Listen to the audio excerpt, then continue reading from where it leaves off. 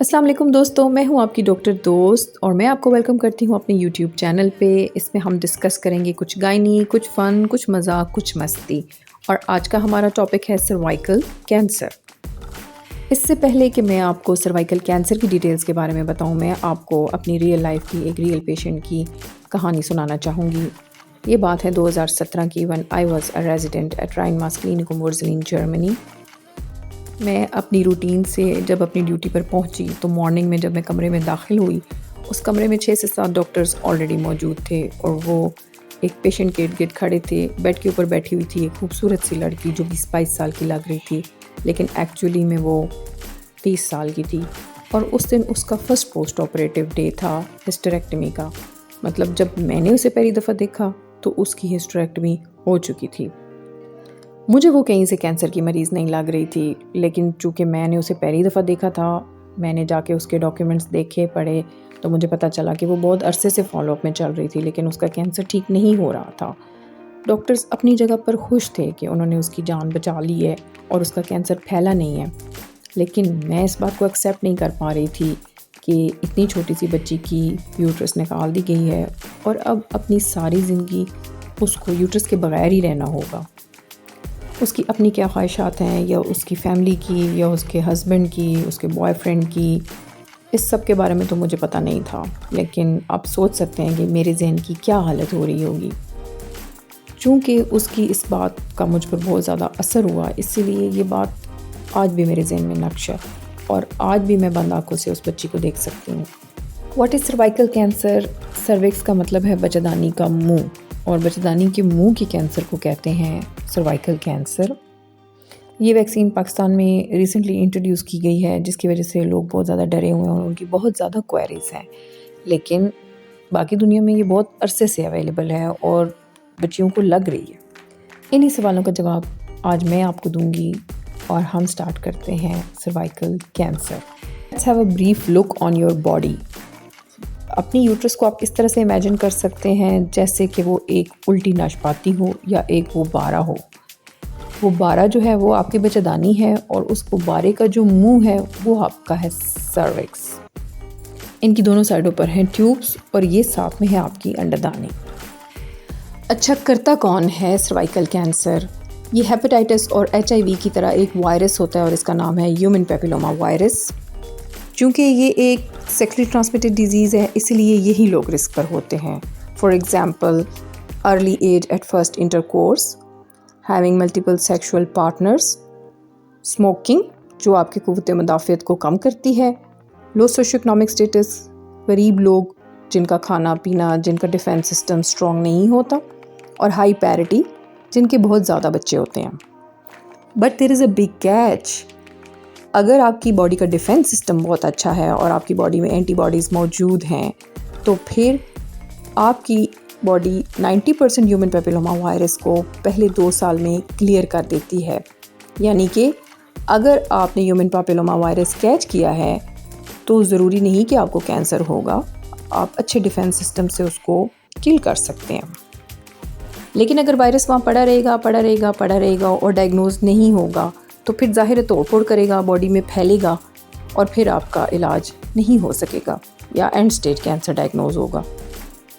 Human papilloma virus की 2 main genotypes हैं, HPV 16 and HPV 18। Patient के अंदर क्या अलामात ज़ाहिर होंगी जिससे आपको शक पड़ जाएगा कि मुझे सर्वाइकल कैंसर तो नहीं? उसमें है इरेगुलर ब्लीड या पोस्ट क्वाइटल ब्लीड, मतलब ब्लीडिंग आफ्टर इंटरकोर्स। दोनों सूरतों में आप अपने सर्टिफाइड गायनेकोलॉजिस्ट से रब्ता करें और अपना मुआयना करवाएं, जिसमें पैप स्मीयर, शीशे का टेस्ट और कोलपोस्कोपी शामिल है।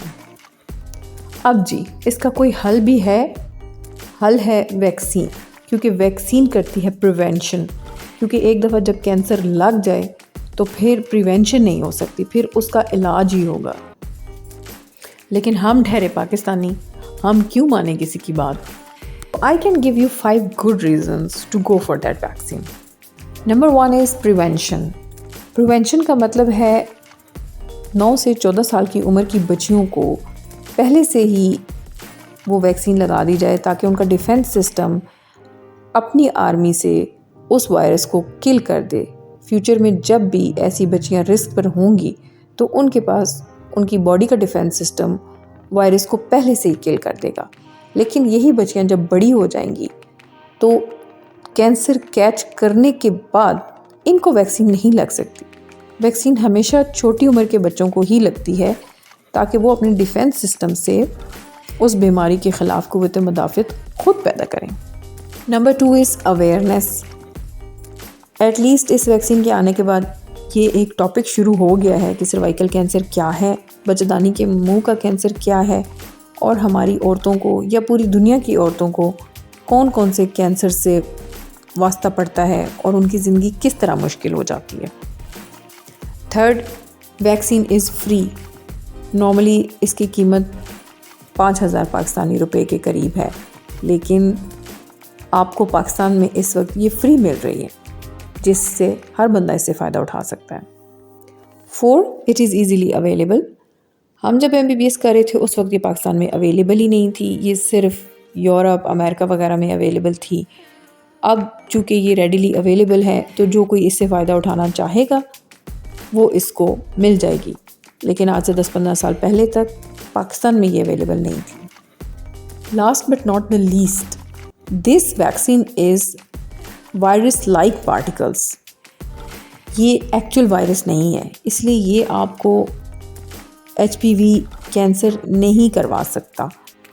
ये वायरस लाइक पार्टिकल्स हैं जो कि आपकी बॉडी में उससे मिलती जुलती एंटीबॉडीज़ बनाते हैं जो कि आपकी हिफाजत करेंगे।